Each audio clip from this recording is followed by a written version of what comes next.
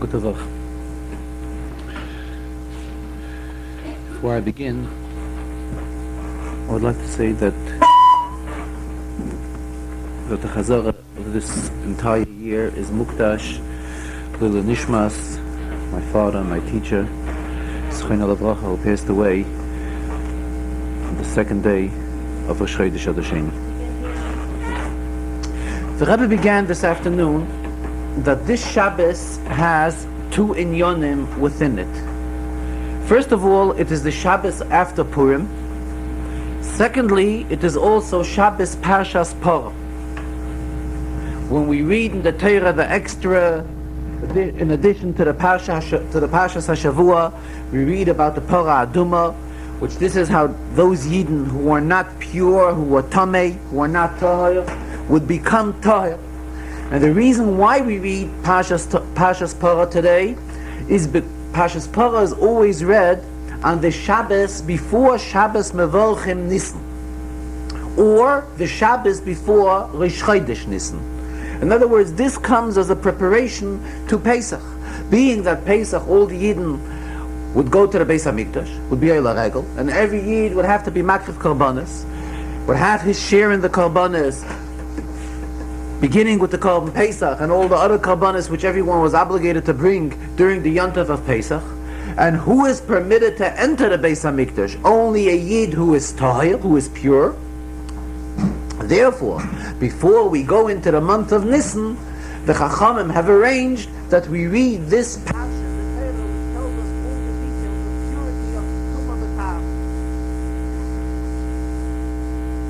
So the Rebbe says, today we have two inyonim. We have the fact that we are reading Parshas Parah. We also have the fact that this is the Shabbos which comes following Purim. The question arises, which of these two inyonim discuss first? Obviously, we will discuss first the fact that today is the Shabbos which follows Purim. First of all, the Rebbe says, there's a cloud of prayer. Tadir, Usha'enei Tadir, Tadir Koyim. Meaning that something is constant. The inyan which we have, we know it is always there. And something which is not as constant, the inyan which is constant has priority. The Mela in our case, the Rebbe says it is not always that the Shabbos after Purim we read Parshas Parah. Sometimes it could be the following Shabbos. In Mela, we are not bound that a Shabbos after Purim should be Parshas Parah. Therefore, the Shabbos, the fact that this Shabbos has it in itself the inyonim that it is the Shabbos after Purim, this takes priority. What is the inyan that this is the Shabbos after Purim? Because Shabbos has a shaykhs to the entire week. Chazal tell us, Mi shetarach be'erev Shabbos, yechol b'Shabbos. The one who has prepared before Shabbos, he eats on Shabbos. So we see that before Shabbos doesn't necessarily mean Friday. It means the entire week before Shabbos we are involved in preparations towards Shabbos. Especially we know that every day we say in the Yom, we say Hayoim Yom Rishon b'Shabbos, Sheni b'Shabbos, Shlishi b'Shabbos. So we really, every day of the week we really refer to Shabbos. And there's a Rambam. The Rambam tells us that the Torah says Zocher es Yom HaShabbos l'kadshay, that we always have to remember the Shabbos to sanctify it. So the Ramban says, how do we fulfill this mitzvah of always remembering Shabbos?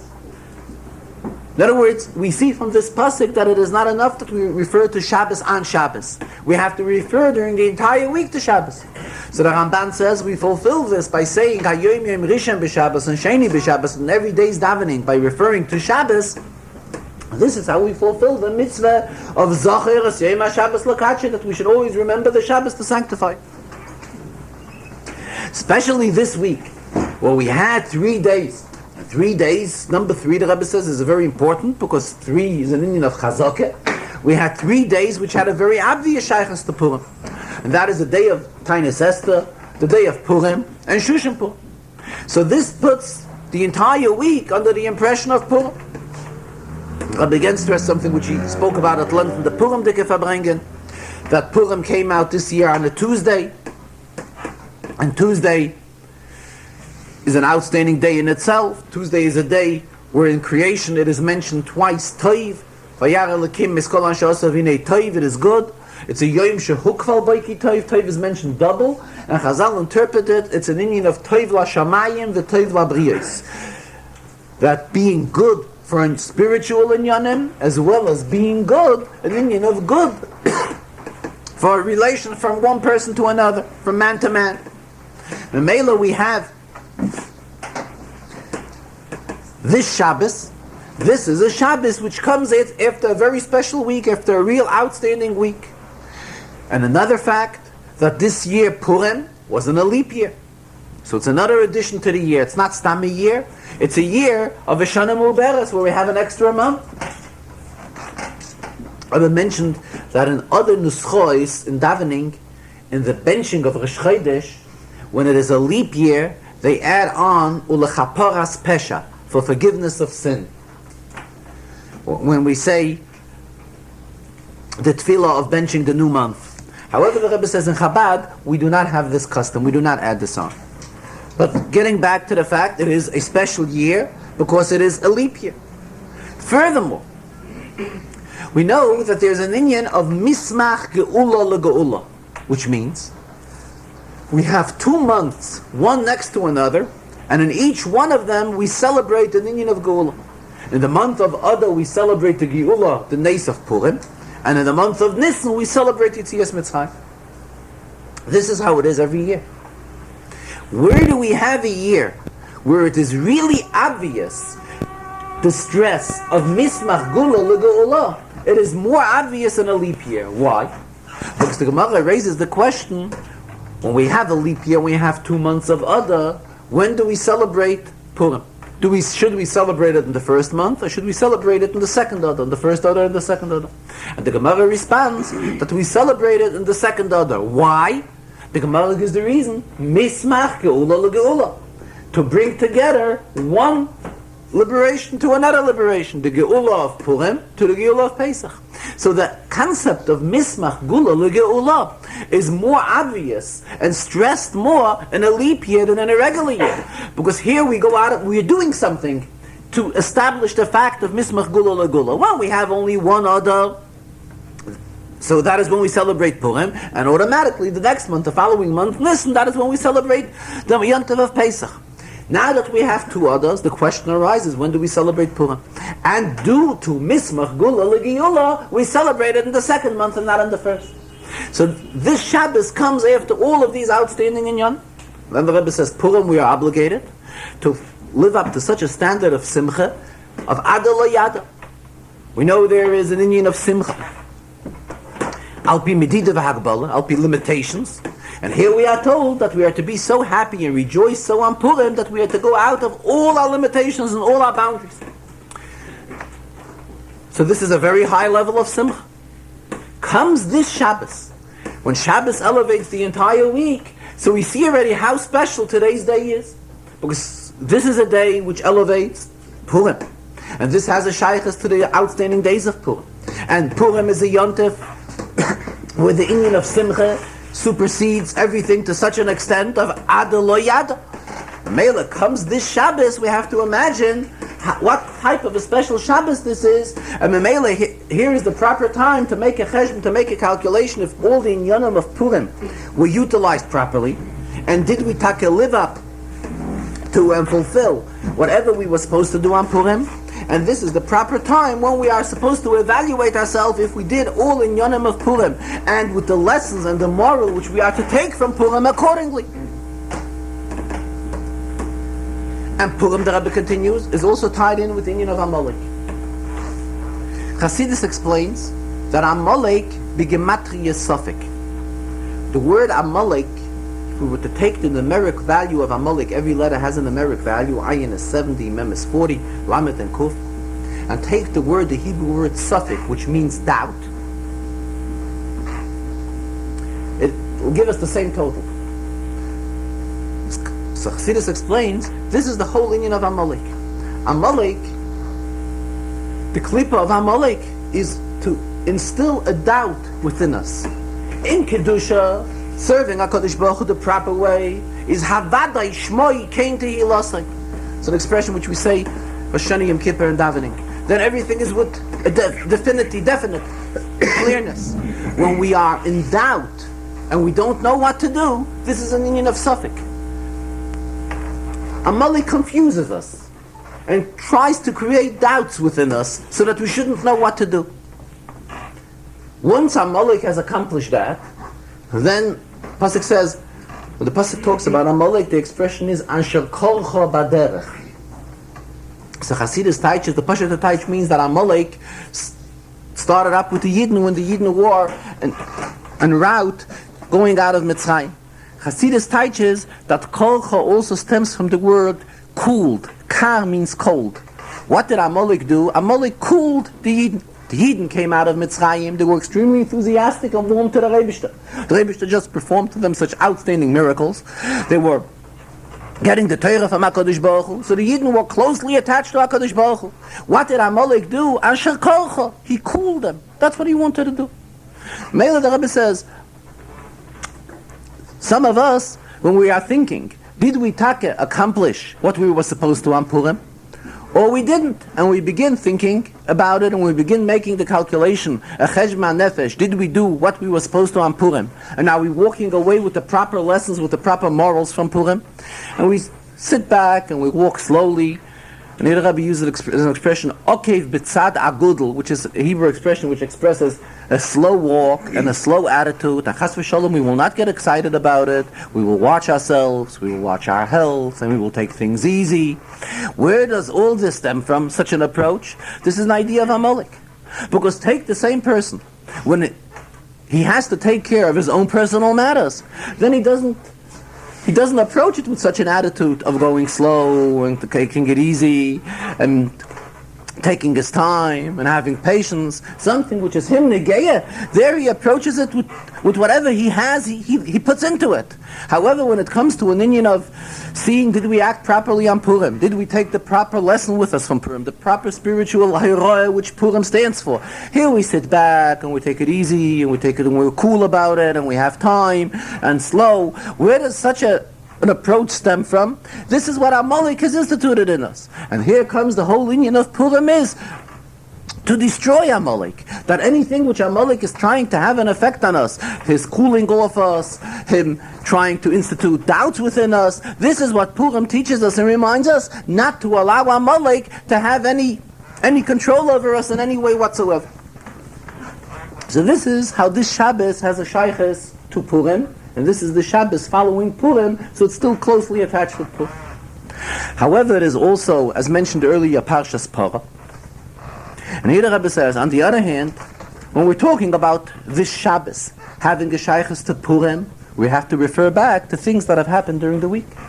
However, when we're talking about this Shabbos being Parshas Parah, this is something which we just heard in the shul. Whoever was present in the shul heard that there was a special laning, and not only a special laning, but a special haftarah. Not the ordinary haftarah of Parshas Vayikra, but a special haftarah which was read today, all because of Parshas Parah. And this is something which we have just heard this morning. Memele, shmiyah, hearing something, has a very strong impact on a person.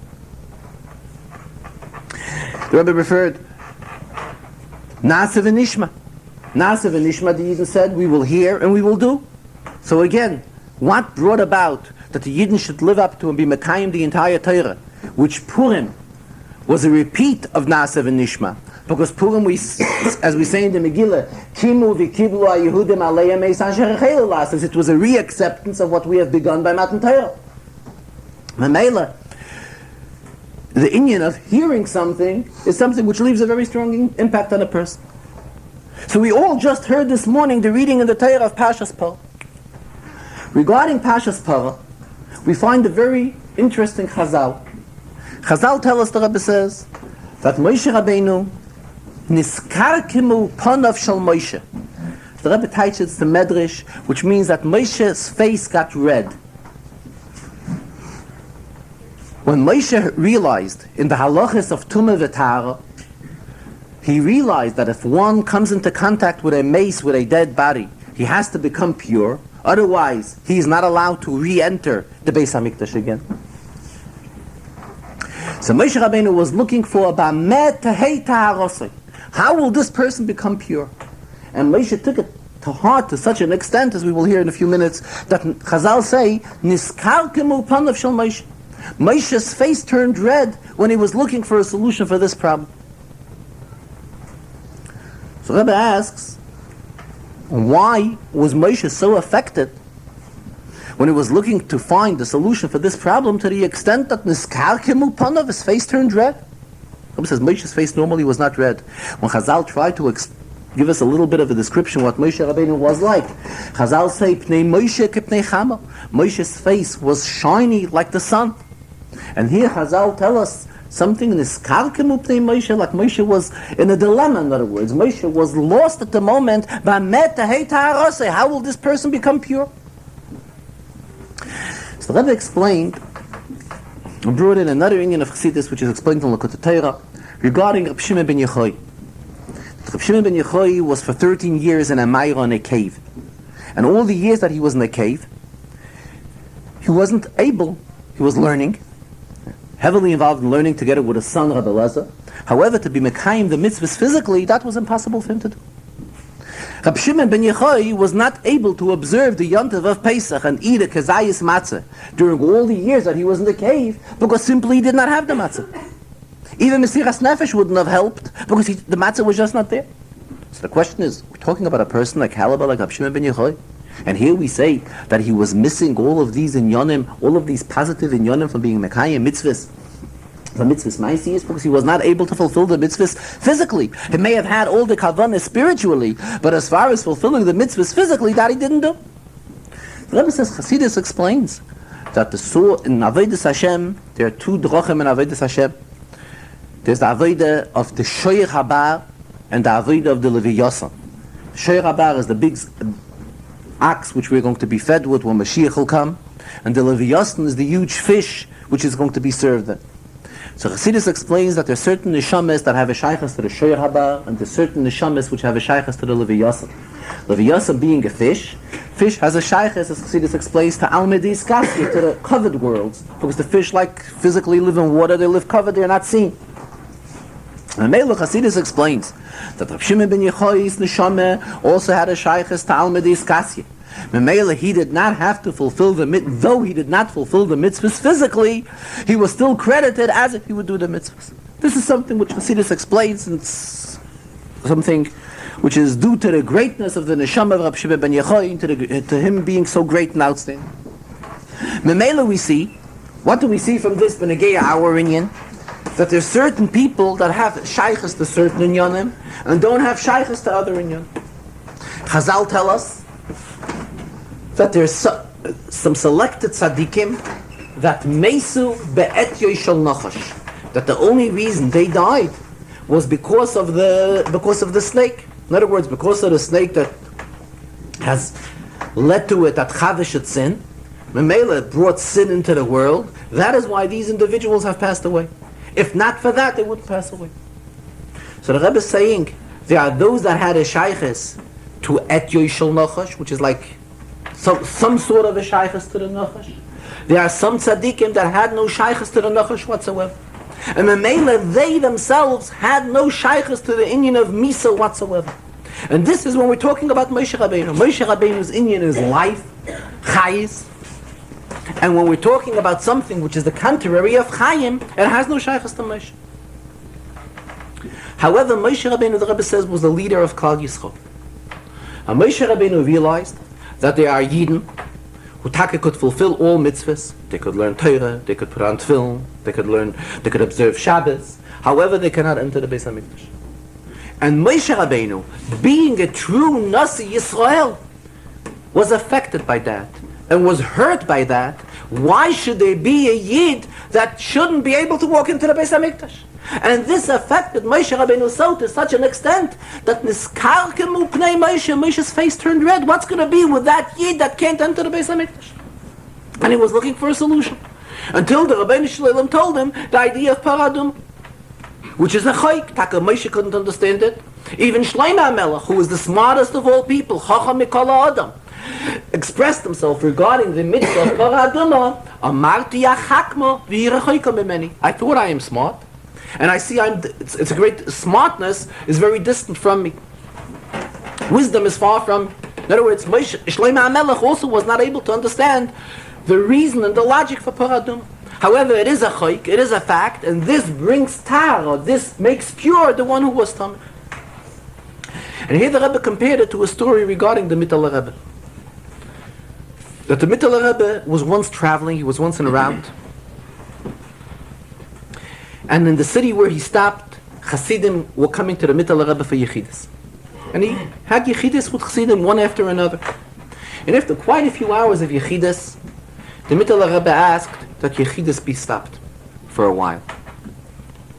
And it took quite a while. And then he began Yechidus again.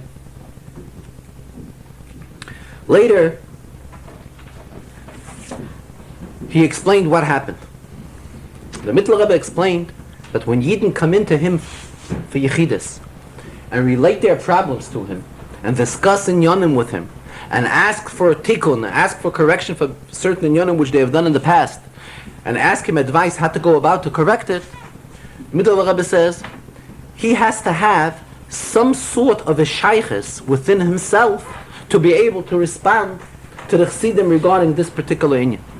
In other words, he has not committed these inyanim in payil and actuality, but at least there is some sort of a minor reflection, bidakus, which he can find within himself and tie himself together with this individual who is asking a question and a tikkun and a correction for whatever he may be asking.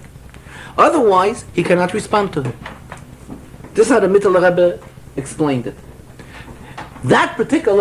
After that particular Yechidus, this Yid asked for something which was so way out that the Mittler Rebbe was not able to find within himself any shaykhis, bedakis in the most minor, reflected way, how he can find within himself a tie to be able to respond to this individual and give him a tikkun, give him an eitzah on what this individual has asked.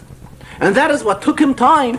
He took a pause to be able to find the shaykhis between himself and that Yid who has asked for such a far out thing. The same the Rebbe says is Benegei Moshe Rabbeinu.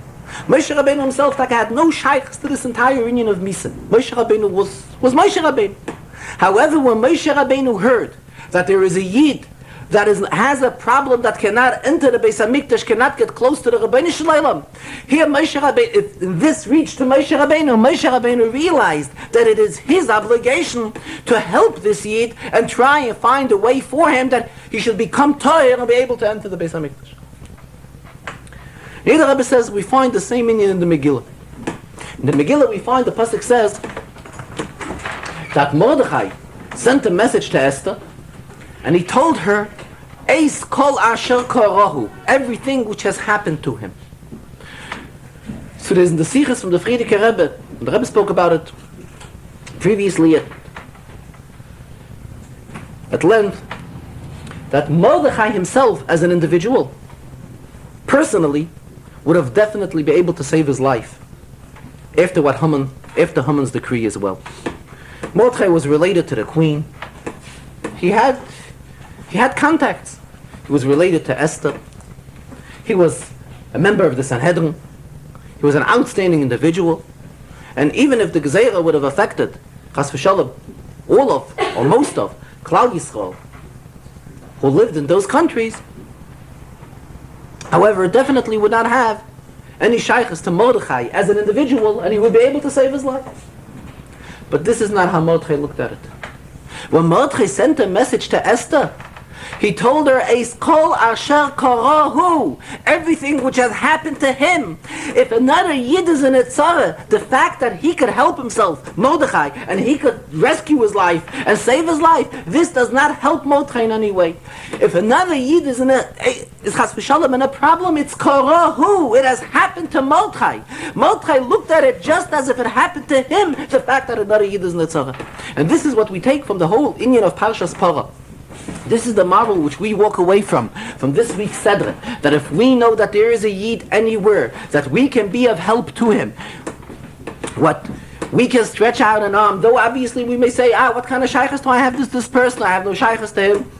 I'm much higher than him. What shaykhs do I have to him to help him? This is what Parshas Parah teaches us the act of Moshe Rabbeinu. Moshe Rabbeinu was this karkimu panav shel Moshe. Moshe's face turned red because he heard that there is a Yid who is tamei and is not permitted to enter to the Beis Hamikdash. And he looked for all ways and means to be able to help that individual. Here in this Sikha, the Rebbe Zalgazunzain also came to another inyan. It's talking about the importance of learning Torah. And when we have to learn Torah, the Alter Rebbe paskens in Shulchan Aruch, in his Hilchas Talmud Torah, that every Yid is obligated to go through the entire Torah. The Alter Rebbe paskens. To such an extent, the Alter Rebbe says, that one who has lived a life in this world and has not covered the entire Torah, his neshama will come down again unto this world to make up for those parts of Torah which he was not able to cover. And this, the Rebbe says, is a halacha psuka of the Alter Rebbe Shulchan Aruch. The Alter Rebbe paskens it in his Hilchas Talmud Torah. That means that if one has learned Torah and many, many parts of Torah, however, he did not learn the Torahs of the Alter Rebbe, still his neshama will have to come down again onto this world to be able to learn the Torah of the Alter Rebbe. Here the Rebbe related that the Alter Rebbe wrote the Hilchas Talmud Torah yet before he became a Chassid, before he came to the Maggid. And the first edition of the Hilchas Talmud Torah was printed without Alter Rebbe's name as the author of the Sefer. And when Gedolei Yisrael in that generation saw this Sefer, which came out then, the Hilchas Talmud Torah of the Alter Rebbe, they were so impressed with it that they gave their haskamis, their approval to this Sefer. And at that time, it was Gedolei Yisrael, not Chassidim, Gedolei Yisrael Misnagdim, who gave their approval to the Alter Rebbe's Hilchas Talmud Torah. Simply they did not know who wrote the Sefer, and they saw the Sefer, and they saw that everything which was written in the Sefer, they were extremely impressed with the composition of such a Sefer, so they were moved to such an extent that they all came out with a haskama giving their approval to the Sefer. And in the Sefer, in the Hilchas Talmud Torah, the Alter Rebbe quotes Chachmei HaEmes, which means Chachmas HaKabbalah, and still they gave their approval to it. Memele, Rebbe said, those today that claim that one could do his way without learning the Torah of the Alter Rebbe, and still it is considered that he has learned all of Torah and he's learned in Yonim and Torah, is definitely not so, because this is not what Alter Rebbe paskens. And this is a psak in the halacha of Alter Rebbe Shulchan Aruch, and this is a psak which is accepted by you all, and this is the halacha that we have, it's our obligation to learn all in Yonim of Torah. And all in Yonim of Torah, including Torah Sachsidus, and the Torahs of the Alter Rebbe as well.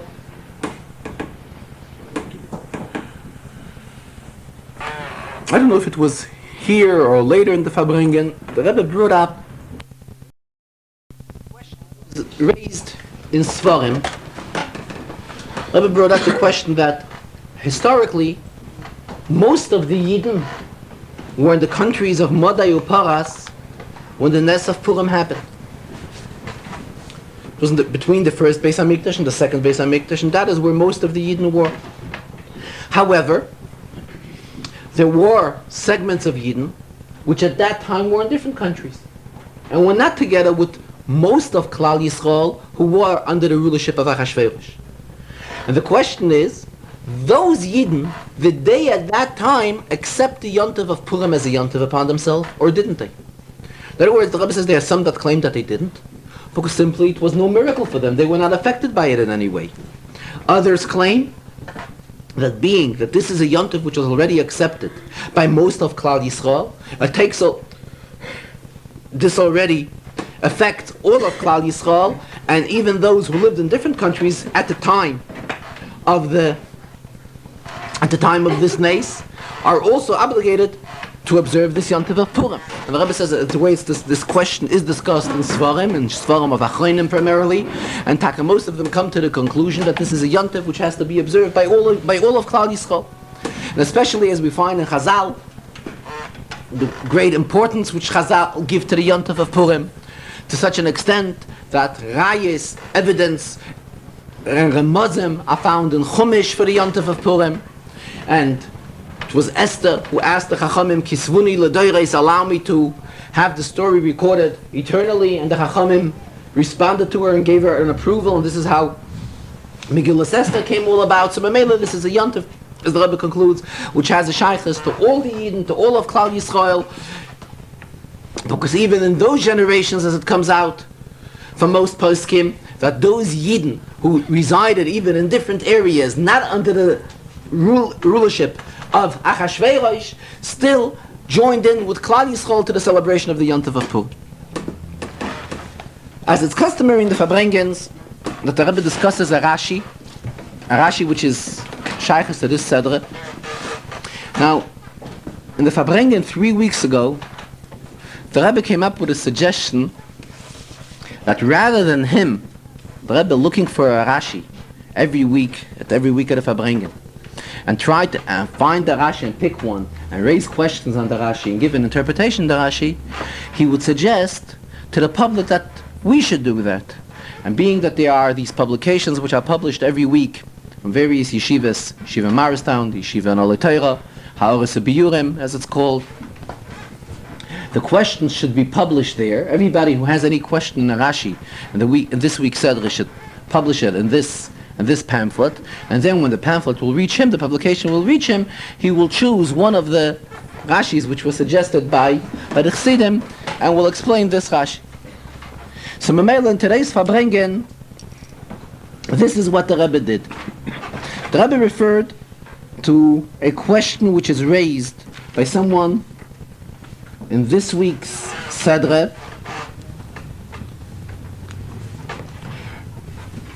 Let us look into Kapitel Zayin Pasuk Lamed Daled. That is where Torah is telling us what parts have to be given to the Kohen. Torah uses the expression V'shoik hayomin the Chazarah v'shoik, which is two parts of the behemoth. This is given to the Kohenim. As the Pasuk says in Pasuk Lamed Daled, Ki es chazei hatnufa v'shoik hatruma lakachti meis b'nei Yisrael mezivchi shalmeya. If we were to look into Rashi, on Pasuk Lamed Daled, Rashi quotes the words hatnufa, hatruma. So it seems that there were two things which were required here to be done by a Kohen. There's an inyan of tnufa, and there's an inyan of truma. What does tnufa mean, and what does truma mean? So Rashi tells us. Tnufa means meilech umevi. That the Kohen had to take these two parts and be meilech umevi. Bring it close and move it afar. Do such type of an act. Then there's another act. There's an act of truma. What does truma mean? Meile umoirit. Pick it up and let it down. So we see from the pasuk that when the pasuk talks about the part in the behemoth which is the chazei, the pasuk uses the word tnufa. When we're talking about the shoik, the pasuk uses the word truma. Though obviously the tnufa and the truma were practiced on both parts of the behemoth which were given to the kohen.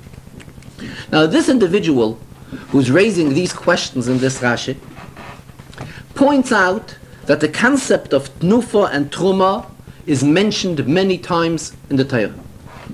It is mentioned in previous Sedras. It is already mentioned, if I recall correctly, in Parshas Tzav. It is mentioned again in Parshas Shmini several times. Rashi does not explain it the first time that it is mentioned, which is as a question, because Rashi usually, the first time something is mentioned, that is when Rashi should explain it. And Rashi bypasses the first time and does not explain it.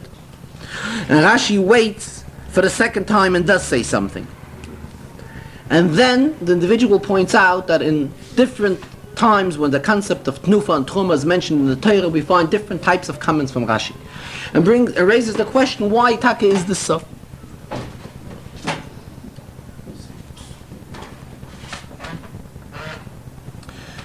Basically, the Rebbe says that if we were to look back in all old manuscripts from Rashi and in proper old prints from Rashi and go through this whole inyan, the Rebbe says we will come, the inyan would become clear to us.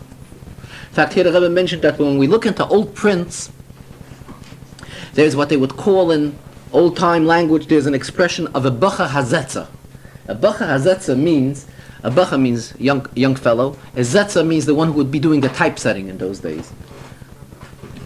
In those days, the one who would be doing the typesetting, he would be doing the proofreading and the typesetting. They didn't have the type of system of reprinting as we have today. So every time a sefer would be printed, they would have to set it up again. There was no offset system like we have. The Rebbe says that if we look into old Sfarim, we will notice that at the end of the sefer, it is mentioned sometimes the names of the individuals who were the Bacha Hazetzas, who did the typesetting for these Sfarim. And the expression is usually there that they did this Melechas HaKodesh, this holy work, this holy task.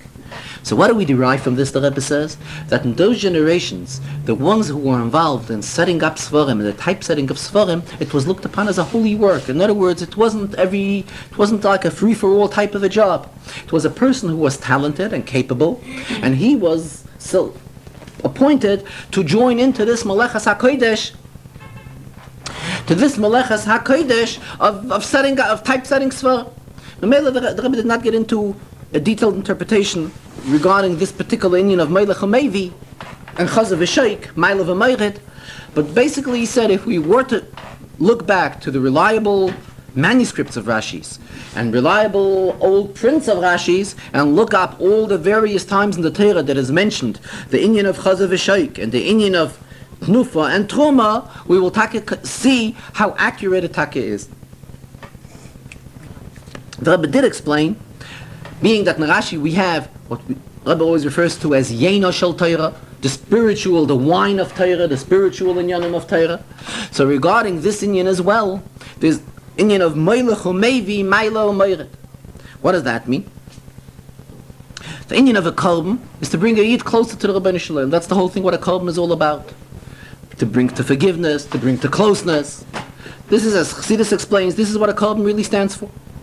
And Mela, the Rebbe says, the whole idea of a korban is Melech HaMevi.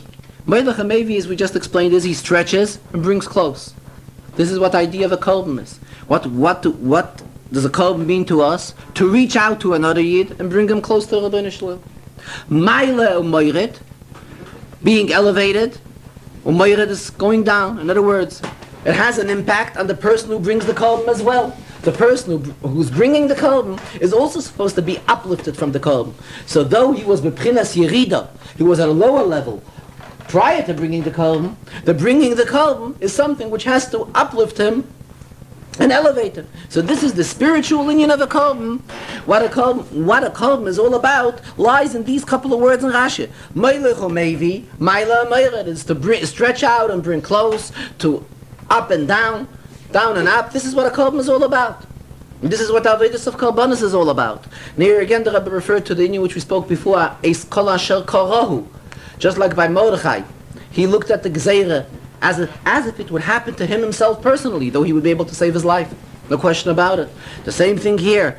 It is our inyan to stretch out our arm to another yid, to help another yid, to be a Melech HaMevi, a Maila HaMeiret, to any yid that we can only reach out to. And this is what the Avodah of Korbanos is all about. And this is what the inyan of our neshama is coming down into this world is all about. The whole inyan of Dira B'Tachtoinim, which HaKadosh Baruch Hu has sent our neshamas unto this world, is all to fulfill this task of Melech HaMevi and Maila HaMeiret.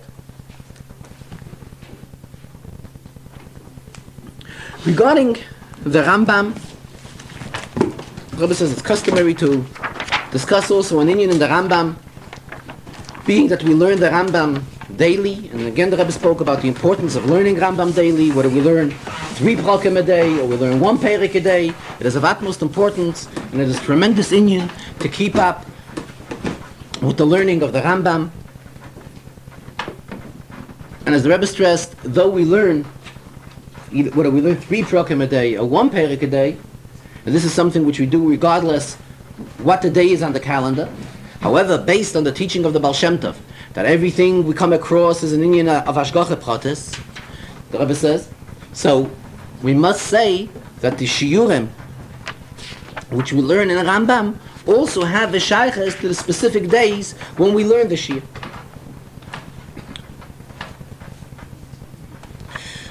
In the Rambam Hilchis Tefillah, the Rambam begins the fourth Perek, which is in today's Shia. The Rambam tells us, Chamisha Devarim Ma'akrim Es HaTefillah. There are 5 things which are in ikuv. In other words, if they are lacking, they hold back Tefillah. Afal Pi Shegiya Zmana, even though it has come the time of davening already. Taras HaYedayim, that the one who is davening, his hands have to be pure. Kisui HaErve, his body has to be covered. Taras Mokim Tefillah, the Mokim he's davening has to be pure. V'dvorim ha'choiv zimoisoi, means his mind has to be at davening. And then the Rambam adds a very strong word, v'kavonas haleiv. He has to have kavanah. So the Rebbe raises a question, if we look weiter into the halachas, in Perek Daled, the Rambam discusses what kavanah is. But if we go a little bit further and we look into the details regarding kavanah, we find that kavanah is required only by the first pasuk of Krishma, by Shema Yisrael, and only in the first brach of Shemona Esrei. The Rambam obviously doesn't say that. The Rambam goes to such an extent that he says Chamisha Dvarim Ma'akrim Es HaTefillah. It's one of the things that hold back tefillah. In other words, the davening is not considered a proper davening if we don't have kavanah. This is not how the halacha is. The halacha is that we're obligated to have kavanah only in 2 areas. The first pasuk of Krishma and the first brach of Shemona Esrei. And here we see from the Rambam that is something which is required, as it looks obviously, something which we are required to do throughout the entire tefillah. Just like through the entire tefillah, we have to have taras yadayim and taras hamokim. Just like the place we daven in has to be pure for the entire davening. Our hands have to be clean and pure for the entire davening. So obviously the same thing is regarding kavanah.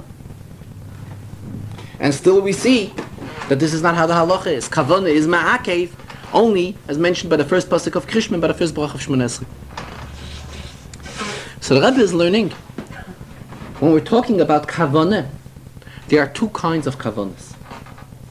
There's a general kavanah and there's a detailed kavanah. What do we mean by that? There's a general kavanah. A Yid has to know what he's doing when he davens. Who is he talking to? He's talking to the Rebbeinu Shalom. That's the general type of kavanah. When we're talking about detailed kavanah is he has to know what he's saying. He has to keep his mind at what he's doing, at what he's saying. When the Rambam tells us that Chamisha Dvarim Ma'akrim Es HaTefillah, there are 5 things which are prerequisite to davening, in other words. And one of them is Kavanas Haleiv. The Rambam refers to the general type of Kavanah. That we are to know what we're doing. We are to know we are to know whom we are praying to. We are praying to the Rebbeinu Shalom. The Rambam, however, does not mean that we have to have Kavanah throughout the entire davening and know what we are saying and have our mind set at what we are saying and not have any outside thoughts. This the Rambam does not mean. This is something which is required only in 2 areas, as mentioned earlier. This is something which is required only by the first pasuk of Krishma and by the first brach of Shemona Esrei. Memela, when the Rambam is learning about Kavanas Haleiv, the Rambam means the general type of Kavanah, which is the fact that we know we're davening to the Rebbeinu Shalom. And this is something which the Rambam says is Ma'akev Es HaTefillah. But to have, and this is a thought which is much easier to fulfill. This is something which we can much easier do. The fact that we know that we are davening to the Rebbeinu Shalom. This is a general thought throughout davening. However, a more detailed Kavanas Haleiv is something which comes only in specific areas. As mentioned earlier, that the Shiurim Rambam, the Rebbe is looking to find how it has a shayches to the days when we are learning it. The Rebbe says in these halachas, the Rambam also discusses about the Inyan of Tfilas Yud Ches. That in general, it was set up into 18 brachas. And these 18 brachas are the general bakosha srach of shaladam. Here we have the general inyanim which a person has to pray for are included on all of these 18 brachas and all of the Shemona Esrei. However, the Rambam tells us, Misharobu Haminim, when more apikusim came, when Yidden ran into problems, that is when Rabbi Gamliel added the 19th bracha, which is the bracha which we refer to in davening, which we say now Shemona Esrei v'lamal shinem al tisik. And here the Rebbe says this has an open shaychus to Purim. Because the whole union of Purim is how the Yidden had Mesiras Nefesh to be fully dedicated to the Rebbeinu Shalom. They didn't want to bow for Haman. No bowing for Haman. In fact, there's a Gemara Masechta Chulin, where the Gemara says, Mordechai min ha-Torah menayin. Where do we have a remez for Mordechai in the Torah? So the Gemara responds that there is a pasuk. Pasuk is talking about the Ketores, which was brought in the Beis Hamikdash. There the pasuk uses the expression Morderoyer. So the Targum Onkelos, interprets Morderoyer, Moradachya. So Moradachya is already an indication for Mordechai. So this shows us how Mordechai has a shaykhus to Torah, to Indian of Moshe Rabbeinu, and just like Moshe Rabbeinu in his days was the leader of Klal Yisrael, so was Mordechai in his generation. The Alter Rebbe tells us in Torah, when Alter Rebbe talks about Purim, Alter Rebbe says it's a very strong expression. The Alter Rebbe uses the expression that all of Klal Yisrael stood almost the entire year from Haman's decree till the Nes happened. It was almost a year.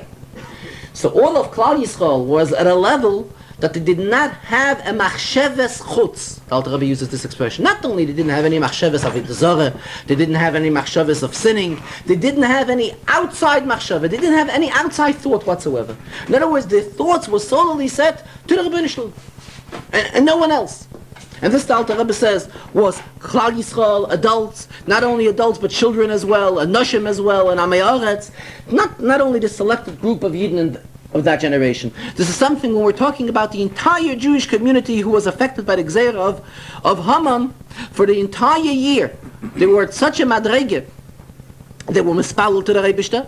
The Rebbe says this is an open pasuk in the Megillah. Megillah says that there was the screaming of the Yidden. What do we mean by Za'akosam? What do we mean by their screaming? What's the pshat? A Yid screams. A Yid screams through davening. That's how his screaming is reflected.